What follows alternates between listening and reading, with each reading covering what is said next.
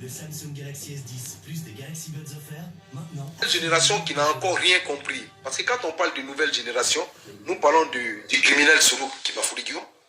Quand on parle de la nouvelle génération, nous parlons de la génération de Blé Goudé qui a encore les bracelets électroniques dans son pied et son propre papa même ne veut même pas le voir en Belgique avec lui.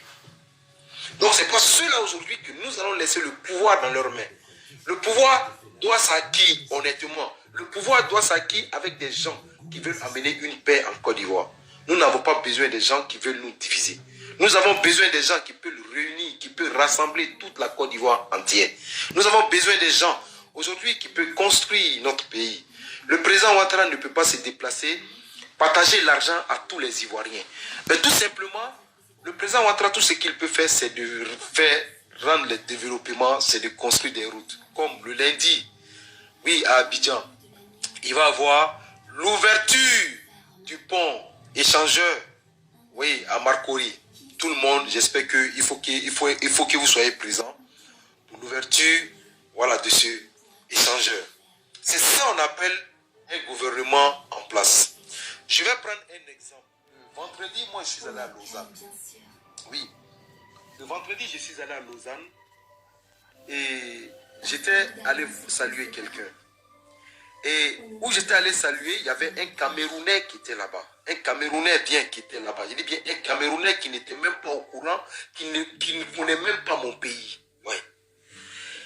Et dans la discussion où je suis parti, j'ai enlevé ma carte d'identité, il a vu Ouattara, Brahima, machin, et puis il a commencé à parler de mon président. Il dit Ouattara, c'est pas un panafricain. Ouattara a vendu le pays aux étrangers. J'ai tourné mon visage, je lui ai dit, mon frère, tu connais quoi de la Côte d'Ivoire?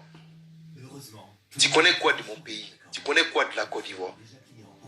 Vous avez aujourd'hui votre Paul Biya tu peux comparer la Côte d'Ivoire avec le Cameroun?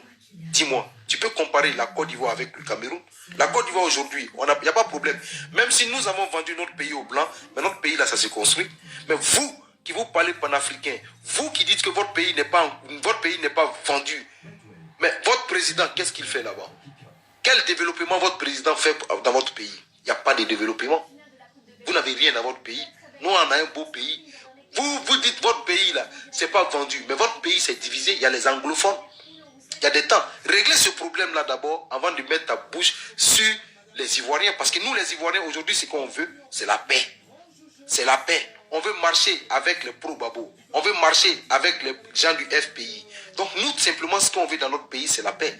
Donc, enlevez votre bouche, soi-disant panafricain. Vous parlez de panafricain, et puis toi, tu fais quoi ici en Europe? Quand on parle de panafricanisme, tu dois rentrer chez toi. Nos ancêtres, là, quand ils parlaient de panafricanisme, ils ne restaient pas dans le pays des Blancs et puis parlaient de panafricanisme. Tu rentres chez toi et tu parles du panafricanisme. Tu rentres en Afrique, tu parles du panafricanisme. Tu connais rien de mon pays et puis tu mets ta sale gueule dedans. Ça a failli empirer, mais comme j'étais accompagné de quelqu'un qui m'a dit de laisser, et puis j'ai laissé, mais ce gars, je l'ai mis à sa place. Il était même énervé, il a voulu pas. J'ai dit, mon gars, tu peux moi rien me faire. Voilà, c'est le bang. Tu peux rien me faire. Mon pays, laisse mon pays en paix. Toi, un Camerounais, tu vas venir mettre ta bouche. Tu es jaloux de mon pays ou bien quoi? Nous, on n'a jamais mis notre bouche dans vos problèmes. Vous n'avez même pas pu organiser même la Coupe d'Afrique. Mais nous, aujourd'hui, on a combien de terrains chez nous? C'est grâce à qui? C'est grâce au président Alassane Ouattara. Tu veux parler quand Alassane Ouattara était à l'FMI? Tu veux parler? Non, c'est un Burkinabé. J'ai dit oui, nous on est d'accord, c'est un Burkinabé. Nous, on accepte que ce Burkinabé vienne construire notre pays. Aujourd'hui, là, vous les Camerounais, si notre président ça va dans votre pays, vous allez l'accepter. Vous voyez les réalisations. Vous croyez que nous, on serait en retard comme le Cameroun, mais non. Nous, on veut progresser et nous, on avance. Le développement, là, chez nous, là, ça y est en marche. Et puis, le développement ne va jamais, jamais s'arrêter. Le gars, je l'ai mis à sa place. J'ai dit, c'est mon pays. Il a voulu faire autrement. J'ai dit, mon frère, tu peux rien me faire. Voilà. Tu peux rien me faire. Les gens, c'était les Camerounais qui étaient là. J'ai dit, tu peux rien me faire. Et en plus, il y avait un autre Camerounais qui était là, qui lui disait, mais la Côte d'Ivoire aujourd'hui, là, c'est joli. La Côte d'Ivoire, c'est... Mais le mec, il est tellement abruti. C'est des gens qui sont avec Paul Biya. Paul Biya, qui ne fait rien au Cameroun. Mais tu es avec lui. Mais ça fait combien d'années Paul Biya, là, il n'arrive même pas à marcher? Donc aujourd'hui chez vous, si vous parlez de nouvelle génération, on a besoin de la nouvelle génération. Ce que les gens doivent mettre dans leur tête, nous les Africains, nous ne pouvons pas vivre sans les Blancs. Les Blancs ne pourront pas vivre sans les Africains. C'est donnant, donné. Ça n'a pas commencé maintenant, ça a commencé depuis nos ancêtres. Voilà. Maintenant, celui qui veut parler de panafricanisme, rentre chez toi, rentre en Afrique. Toi, tu parles de panafricanisme et puis tu es dans le pays des Blancs. Tu parles, quand on voit Kémy Séba, Kémy Séba aujourd'hui, il déchire les pieds de CFA. Mais il a le passeport français. Il est français d'origine. Il touche tous les indemnités français ici.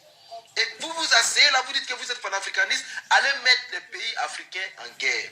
Nous sommes fiers de notre CFA. Nous sommes fiers de ça, de notre CFA. Aujourd'hui, quand on prend l'exemple sur la Guinée, qui s'est dit pas panafricaniste, mais ils ont leur propre monnaie. Mais le Guinée aujourd'hui, ils sont comment? Quand vous regardez les pays africains qui ont leur monnaie, ils sont comment? Sauf le Ghana qui a su gérer leur pays. Mais la Guinée, ils sont comment? La Guinée, ils sont tombés. La Guinée, il n'y a rien. Mais ils ont leur propre monnaie. Mais si la Guinée rentrait dans le CFA, je pense qu'il y aura à avoir un changement en Guinée. Donc arrêtez de nous parler de votre histoire de panafricanisme. Nous on est bien avec notre Prado. Nous on est bien avec notre Ado. Nous on est bien parce que Ado on l'aime. Voilà, Ado on est prêt pour lui. Même là, si tu as fait erreur là, on va se fiche côté et puis c'est fini. Chacun prend sa route. C'est la Suisse. Si ça veut, ça va partir à la police. On va lui donner des explications là-bas. Parce que la Côte d'Ivoire c'est mon pays. La Côte d'Ivoire je l'adore.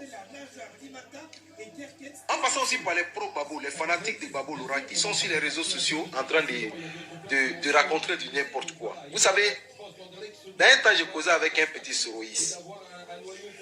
Un petit Soroïs qui me parle mal. Des fois, j'ai appelé le petit. J'ai dit, mais petit, tu sais, la politique, c'est pas la guerre. La politique, moi je vous dis, vous êtes encore les enfants. Vous n'avez encore rien compris. Et le... Là, c'est la différence, c'est que là, il n'y a aucun blessé, il n'y a pas de... Donc la réflexion peut se faire.